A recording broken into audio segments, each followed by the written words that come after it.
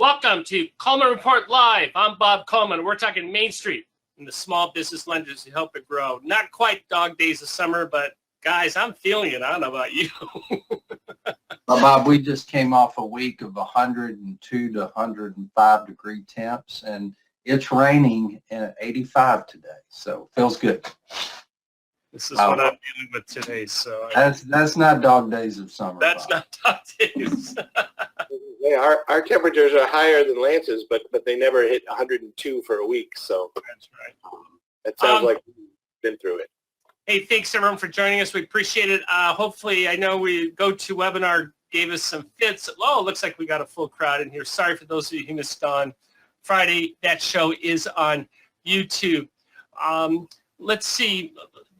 Lance, there's a chart that I want to talk about. Michael's going to bring it up. So let's start with John. John, you wrote a fast. I want to follow up on two things. I want to follow up on the fintechs are taking a bashing with respect to the new SOP rules, which are in effect August 1. We have no technical corrections. The SOP has been published. It's in effect. You've been doing some research on that. Bring it up, John. Tell us what your perspective is. I'd like to know that. Well, what I wrote was more their reaction to the Cardin legislation. And they, not surprisingly, they don't like it. They're very disappointed. And they don't like it. I like that. Yeah. They've called it, one of the quotes from the story was, essentially a new moratorium, replacing the Reagan moratorium of 1982 with the Cardin moratorium of 2023. So there's really little love there. And I think I've mentioned before, and maybe Lance, you and I talked about this, and Bob, I don't remember, you might not have been on that show, but from the standpoint of Senator Cardin, a lot of his misgivings about the SBA rule centered around its treatment of community advantage. And I just, go back to thinking, could there have been a better way for the SBA to roll this rule out? There's been additional I don't rise to the level of constitutionalism, but some questions. Does the administrator of a government agency even have the authority to sort of through the back door or through another means make permanent a pilot program that Congress created?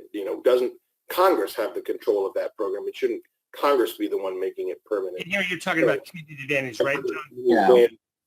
And then there's there's all kinds of talk about from the Republican side about the underwriting, and that's where I think the whole thing might sort of come apart. Is the Democrats and Republicans had a similar overarching goal, which was to sort of stop the implementation of the SBLC rule, but they come at it from very different perspectives, and that was true when I talked to. I didn't talk to him, but when I got the comments from Congressman Williams and the House Small Business Committee, that there are, they like it as a starting point, the legislation, but there's a lot more that would need to be there to gain the support of his members. Tell us, what specifically do the fintechs not like about what's happening?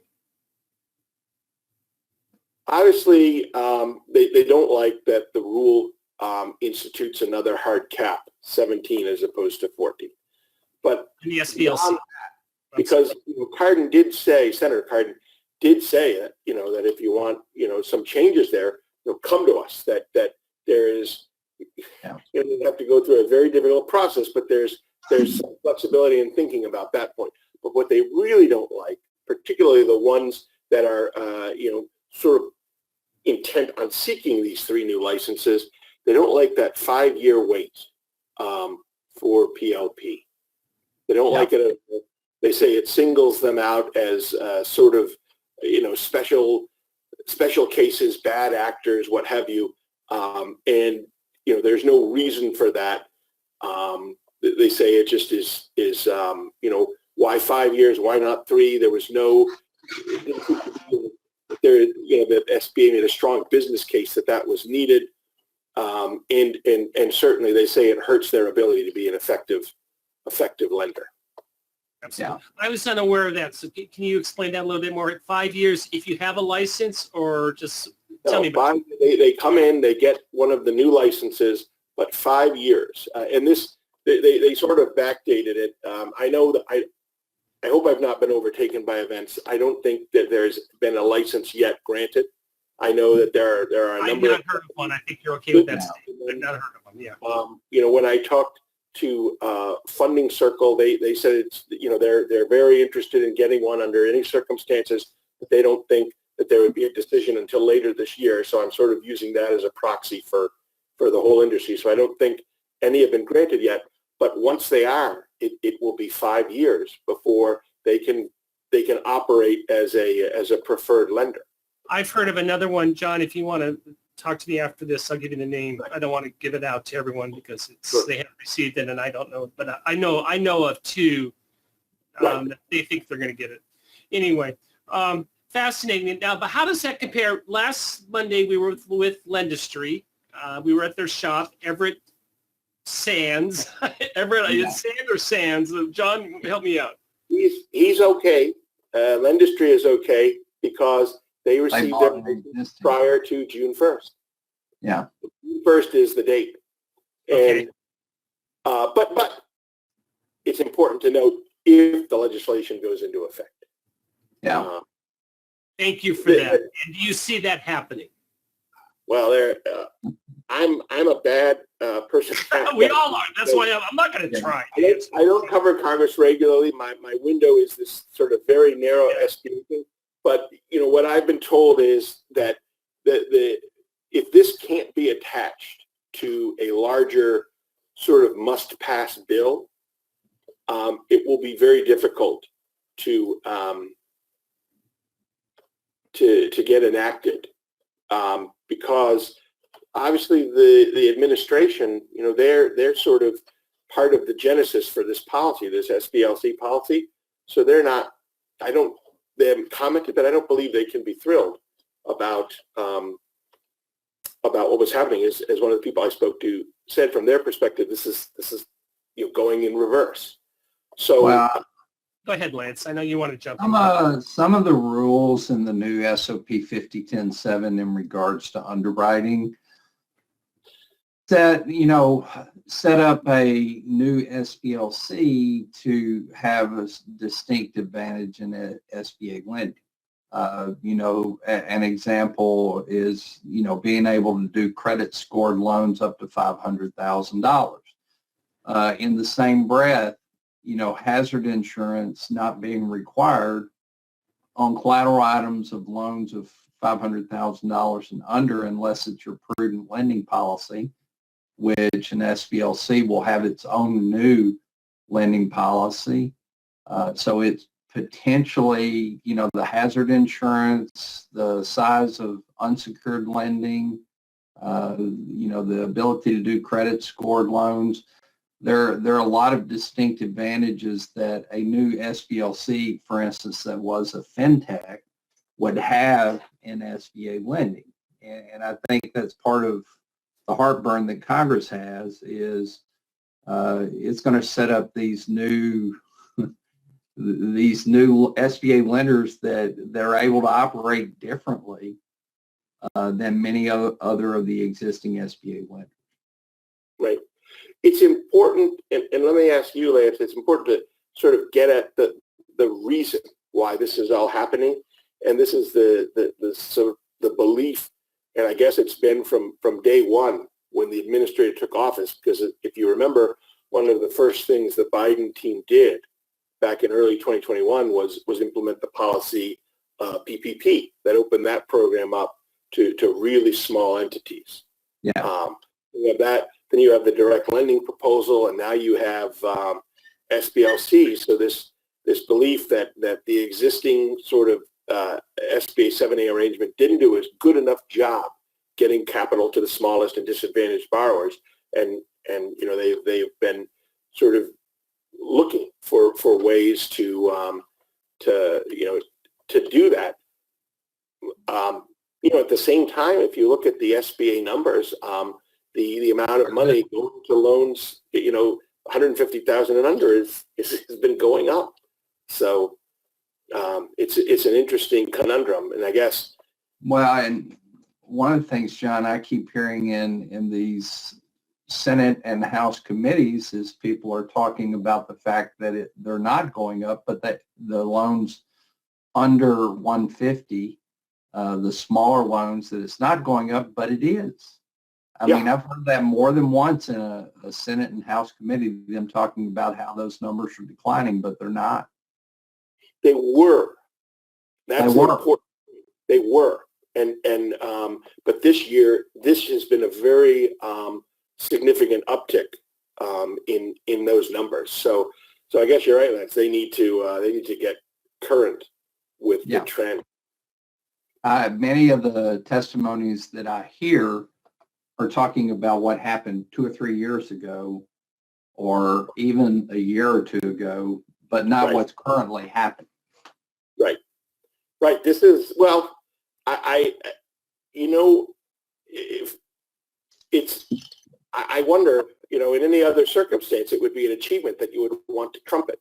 But there's been a little bit of a silence.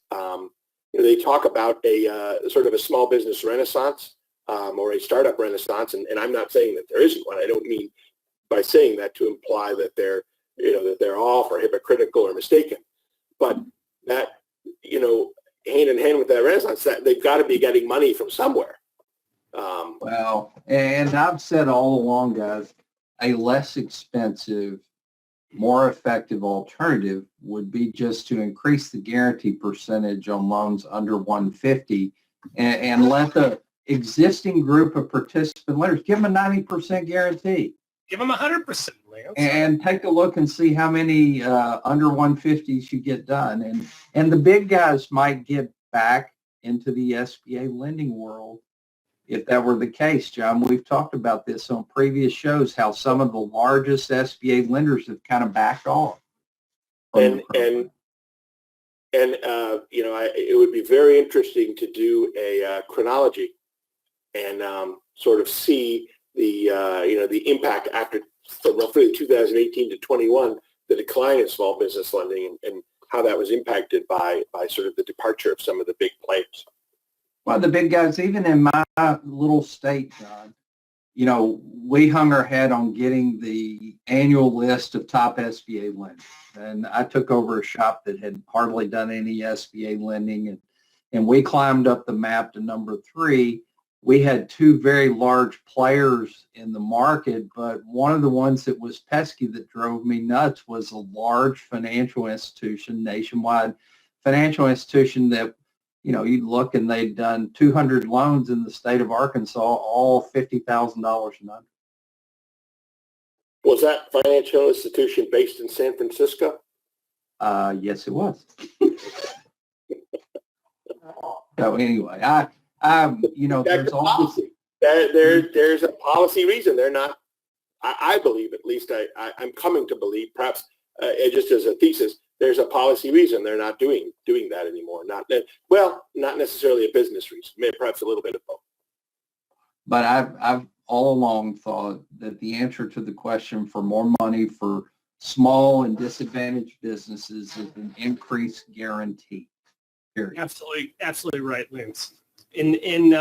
Along with the streamlined process, which is what the fintechs have been promising, right, John? Yes. There's a great deal of when you talk to them, there's a great deal of emphasis on process and on speed and, the ability to get a $100,000 loan to an entrepreneur really, really fast. Well, thank you very much. Hey, real quick, I'm going to shift gears, Lance, and Michael, bring up the other slide. Yeah, that one. No, the other one. There. No, the other one. You only got one more. All right. Lance, It's the closer course. Yes, we can talk about that one too. This is interesting. This is from the Clark Street Associates John Winning's webinar with some very high-level analysts in banking, and down the road what they are projecting in terms of defaults. So I found this fascinating, that last column. Of the defaults, 20% are going to be charged off. In C&I, commercial industry, 12.5%. I asked him about small business, Lance, and he said it's between those two. He threw out a 15 to 18% number. Now, we know SBA defaults, the charge-offs are less than 1%. Lance, how do you reconcile that with they're saying 15% defaults, 15% numbers? How do you reconcile that, Lance? I think the tough part about it is the SBA numbers that we're looking at that are minuscule are numbers that are still presented after having PPP idle, the restaurant revitalization program. I don't think they really reflect the current atmosphere where we've had multiple rate hikes and small business borrowers suddenly have payments that are almost double what they were originally. I do believe if you look at a SBA loan measurement of default and charge off at the end of this year and the end of next year, the number is going to be much higher than what they currently have. Well, the Fed's saying that they're in the 7 to 8% range in terms of loss percentages, and that's fairly significant. Now, John, what's interesting, you said the banks are well reserved for that. They're well capitalized to manage that, so he doesn't see that as a shock to the system. What's your take on these numbers? Well, I agree with Lance. I think the numbers are going to rise. There's, you're moving from, just like he said, one era that was characterized by really low rates and a lot of government, you want to call it subsidy, a lot of monetary support for the economy, into another era where there's just the opposite. Rates are rising and there's less and less support, and there's the other leg of the Fed policy, which is sort of pulling back on all that money and obviously the money that was that they were pumping into the economy, and reducing the size of their portfolio, and so it's inevitable that there's going to be an increase in losses. The interesting thing is it will be the first real test of CECL, the new policy that allowed banks to, or really sort of, gave them at least the opportunity. You got to define it for me. Definer. Credit loss. It changed the way that they develop not their portfolios, but their loan loss, credit losses. And it urges them. It makes them look forward to look at what they expect. And if they see bad storm clouds, whatever you want to describe it as, even though they might have a pristine portfolio now, and Lance pointed to the fact that a lot of banks still do have pristine portfolios, they can put a lot of money away for future losses. So there's been, I think, a meaningful increase across the industry in reserves for this. So, and I think that's what we're backdoor. We're saying increase your reserves in your SBA program because all signs indicate we're going to have a shock to the system in 2024, Lance. Oh, absolutely, and it